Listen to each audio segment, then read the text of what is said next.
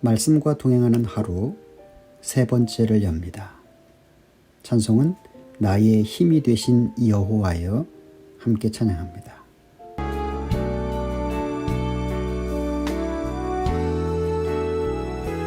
나의 힘이 되신 여호와여, 내가 주님을 사랑합니다. 주는 나의 반석이시며 나의 요새시라. 주는 나를 건지시는 나의 주, 나의 하나님, 나의 피할 바위시요 나의 방패시라. 나의 하나님,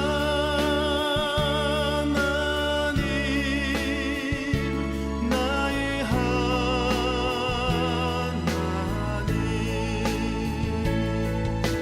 구원의 뿌리시요 나의 산성이라. 나의 생명이신 여호와여, 내가 주님을 찬양합니다. 주는 나의 사랑이시며 나의 의지시라. 주는 나를 이끄시어 주의 길 인도하시며 나의 생의 목자 되시니 내가 따르리라. 나의 하나님,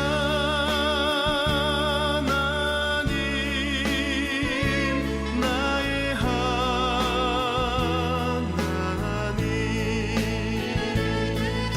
생명의 면류관으로 내게 씌우소서.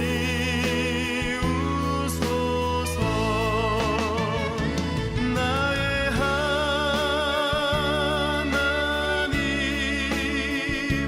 나의 하나님,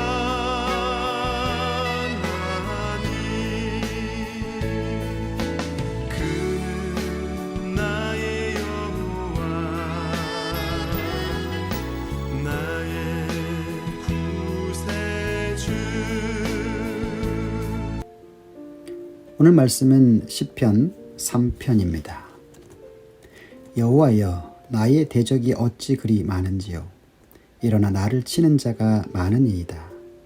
많은 사람이 나를 대적하여 말하기를 그는 하나님께 구원을 받지 못한다 하나이다. 여호와여, 주는 나의 방패시요 나의 영광이시요 나의 머리를 드시는 자신이이다. 내가 나의 목소리로 여호와께 부르짖으니 그의 성산에서 응답하시는도다. 내가 누워 자고 깨었으니 여호와께서 나를 붙드심이로다. 천만인이 나를 애워싸 진친다 하여도 나는 두려워하지 아니하리이다. 여호와여, 일어나소서. 나의 하나님이여, 나를 구원하소서. 주께서 나의 모든 원수의 뺨을 치시며 악인의 이를 꺾으셨나이다. 구원은 여호와께 있사오니 주의 복을 주의 백성에게 내리소서. 아멘. 한 집사님 가정의 이야기입니다. 이 집사님은 영업의 달인입니다. 사람을 만나서 그 사람을 설득하고 자기 회사의 상품을 파는 이러한 영업을 너무 잘해서 하는 사업이 번창하였습니다. 그러다가 함께 동역하던 사람이 부도를 내고 도망을 가게 되었습니다. 이 집사님도 직장을 잃고 한동안 방황을 했습니다. 교회에 나오지 않을 뿐만 아니라 집에도 들어오지 않는 겁니다. 그러니 집안 꼴이 말이 아니었습니다. 당장 오늘 먹고 죽을 양식도 없었습니다. 초등학교 다니는 애들도 둘이나 있었는데 그 아이들을 보면 더 불쌍해 보였습니다. 그때에도 부인 집사님은 늘 기도를 잃지 않았습니다. 남편도 꼭 돌아올 거라 믿었습니다. 새벽이고 밤이고 시간만 나면 기도실을 찾아서 눈물로 기도했습니다. 이런 어려운 현실 속에서 이 집사님을 더 괴롭힌 건 믿지 않는 시부모님과 이웃에 사는 사람들의 수군거림이었습니다. 남편이 바람난 것 아니냐고, 하나님이 계시면 어찌 저렇게 힘들게 놔두실 수 있느냐고, 하나님이 저 집안을 버리신 거 아니냐. 때론 이런 말을 들을 때, 그리고 문제가 해결될 것 같은 마음이 들지 않을 때, 그 문제가 장기화될 때 본인도 이런 마음이 있었다라고 고백하였습니다. 하지만 결국 이 남편은 2년 만에 돌아왔고 그의 여름 수련회를 통해 큰 은혜를 받았습니다. 다시 교회 봉사도 시작했습니다. 다른 품목으로 일도 시작했고 외국에서도 주문을 받을 정도로 번창하게 되었습니다. 신앙생활 하는 사람들도 어려움이 쌓이고 쌓이다 보면 믿음이 흔들리고 심한 좌계감에 빠질 때가 있습니다. 그리고 스스로 내가 하나님 앞에 죄를 범해서 하나님께서 나를 돕지 않으신다라고 생각하며 깊은 절망감을 느낍니다. 욥도 그랬으니까요. 오늘 본문이 그러한 어려운 상황에 있었던 다윗의 고백시입니다. 본문의 배경은 사무엘하 14에서 18장에 걸려 나오는 내용입니다. 다윗에게는 아들들이 많이 있었는데 그중 장남인 암논이 압살롬의 누이 다말을 사모하여 병이 듭니다. 결국 병이 들었다고 거짓을 고하고 다말을 침실로 끌어들이지요. 다말이 이렇게 하지 말고 왕께 말하여 나를 달라고 하면 될 것 아니냐. 하지만 더 힘이 센 암논이 다말과 억지로 동침을 하게 됩니다. 그 일이 있은 후 2년이 지납니다. 동생이었던 압살롬이 잔치를 베풀고 암논을 초청합니다. 한참 잔치가 진행될 때 압살롬이 암논을 쳐 죽입니다. 그리고 압살롬은 도망을 치죠. 그렇게 또 3년이 지납니다. 군대 장관이었던 요압이 다윗 왕에게 요청하여 압살롬을 예루살렘으로 데리고 오지만 그 얼굴을 보지 않습니다. 결국 후에 이 아들 압살롬 얼굴을 보지만 압살롬이 반역을 꾀하게 되지요. 아버지 왕에게 재판을 받으러 나오는 사람들을 중간에서 가로채서 자기가 재판을 하고 전국에 정탐을 보내어 민심을 자기에게로 돌리게 합니다. 대부분의 백성들의 마음이 압살롬에게로 돌아갔다라고 성경은 말합니다. 뿐만 아니라 아버지 다윗의 책사였던 아히도벨을 자기 편으로 만들어버립니다. 이 사실을 알고 다윗 왕이 밤중에 급히 왕궁을 빠져나와 도망을 칩니다. 하루아침에 도망자 신세로 전락한 다윗을 보고 사울의 집의 족속 중 하나인 게라의 아들 시므이는 심한 욕설과 저주를 퍼붓습니다. 이러한 상황 가운데서 다윗이 지은 시가 바로 오늘 본문입니다. 1절과 2절을 보면 다윗에게 대적이 많다라고 고백합니다. 자식뿐만 아니라 거의 모든 백성이 등을 돌리고 대적이 된 상황입니다. 뿐만 아니라 다윗을 더욱 가슴 아프게 한 것은 자신이 도망자가 되었다는 것보다 하나님의 도움을 얻지 못한다, 하나님께 버림을 받았다라는 대적들의 말이 없습니다. 도망치는 다윗을 시므이가 저주할 때 군대 장관이었던 아비새가 그를 죽이겠다라고 합니다. 이때 다윗이 가만두어라. 내 몸에서 난 아들도 내 생명을 헤아려 하거든 하물며 이 베냐민 사람이랴. 내버려둬라. 막막하고 신세가 처량하게 되었습니다. 하지만 다윗에게는 하나님이 계셨습니다. 그런 어려움 속에서 다윗이 만난 하나님은 어떤 하나님이신가? 첫째는 하나님은 그의 생애를 주관하시며 그를 도와주셨습니다. 본문 3절을 보면 여호와여 주는 나의 방패시요 나의 영광이시요 나의 머리를 드시는 이니이다 라고 다윗은 고백하고 있습니다. 수많은 적들이 나를 향하여 화살을 쏘고 창을 던져도 사방으로부터 나를 지켜주시는 방패가 되심을 고백합니다. 다윗이 지금은 왕의 위엄과 영광이 땅에 떨어졌지만 하나님이 왕권과 그 영광을 결국 회복시켜 주신다 라는 그러한 사실을 고백합니다. 환경이 나를 지배하는 것이 아니라 오직 하나님께서 지배하신다라고 합니다.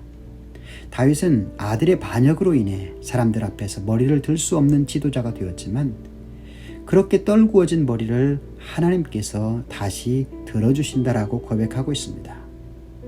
여러분의 상황이 아무리 어려운 상황 가운데 있다 할지라도 여호와께서 나의 방패시요 나의 영광이시요 나의 머리를 들어주시는 분으로 고백하시는 저와 여러분들 되기를 간절히 바랍니다.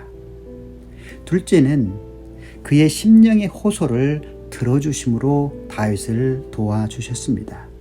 본문 4절을 보면 내가 나의 목소리로 여호와께 부르짖으니 그 성산에서 응답하시는도다 라고 말하고 있습니다. 아마 여기서 말하는 부르짖음은 간절함이 절절히 담긴 기도였음을 알 수 있습니다. 그런 간절한 기도를 하나님께서는 들어주십니다. 하나님은 우리의 부르짖음을 들으시는 하나님이시기 때문에 그렇습니다. 사도행전 16장에 전도 여행을 하다가 빌립보 감옥에 갇힌 바울과 실라는 맨 먼저 하나님께 기도하고 찬미하였습니다. 그랬을 때 하나님께서 응답하셨고 지진이 나서 감옥문이 열리고 간수장이 구원을 받는 놀라운 역사가 있었습니다. 다윗 역시 아들 압살롬의 반역으로 인해 위기에 처했을 때 하나님을 찾고 그 앞에 엎드려 기도하였던 것입니다. 그는 성산에서 응답하실 하나님의 신실하심을 믿음으로 기도하였습니다. 우리가 어려움에 처하게 될 때, 억울한 일을 당했을 때 맨 먼저 기도해야 할 이유가 바로 여기에 있습니다. 그분은 우리의 기도를 들어주시기 때문에 그렇습니다. 셋째는 하나님은 우리를 붙들어 주심으로 도와주십니다. 본문 5절을 보면 내가 누워 자고 깨었으니 여호와께서 나를 붙드심이로다 라고 말합니다. 심령에서 우러나오는 간절한 기도로 하나님께 붙들었더니 하나님께서 다윗을 붙들어 주셨다라는 고백이죠. 우리가 아무나 붙들면 안 됩니다. 문제를 등히 해결해 주실 분을 붙들어야 합니다. 그분은 전지전능하신 우리 하나님 되십니다. 또한 상황은 변하지 않았지만 다윗은 잠잘 수 없는 상황 속에서도 평안하게 잠을 잘 수 있었다라고 고백합니다. 지금 다윗은 쫓겨다니는 신세입니다. 언제 죽을지 모르는 상황입니다. 그런데도 하나님께 부르짖었더니 두려움이 없어집니다. 사람이 주지 못한 평안을 허락받게 됩니다. 6절에 천만인이 나를 둘러치려 하여도 나는 두려워하지 아니하리로다. 오늘도 응답해 주시는 하나님께 기도함으로 세상이 줄 수 없는 이러한 참된 평강이 충만하시기를 바랍니다. 넷째로 하나님은 다윗에게 고통을 주었던 모든 자들을 심판하심으로 그를 도와주셨습니다. 본문 7절과 8절을 보면 여호와여 일어나소서 나의 하나님이여 나를 구원하소서 주께서 나의 모든 원수의 뺨을 치시며 악인의 일을 꺾으셨나이다. 구원은 여호와께 있사오니 주의 복을 주의 백성에게 내리소서. 다윗은 자신에게 고난을 주고 있는 자들이 아히도벨과 압살롬이라는 것을 잘 알고 있었지만 그들을 직접 상대하지 않고 오직 공의로우신 하나님께 모든 것을 의탁하고 있습니다. 억울한 일을 당하면 당장 갚아주고 싶은 게 우리의 마음입니다. 하지만 성경은 우리에게 이렇게 말합니다. 원수 갚는 것이 내게 있으니 내가 갚으리라.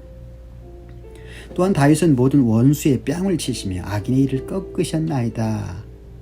과거 시제를 사용하고 있습니다. 그는 하나님께서 그렇게 해주실 것을 확실하게 믿었다는 것을 알 수 있습니다. 사실 독사가 무서운 건 날카로운 이 안에 들어있는 독 때문입니다. 이 독을 빼버리면 전혀 무섭지 않습니다. 사자나 호랑이가 무서운 건 날카로운 발톱과 튼튼한 이 때문에 그렇습니다. 이 이빨로 한번 물면 숨통이 끊어져 죽습니다. 그런데 이 이를 꺾어버리면 무섭지 않습니다.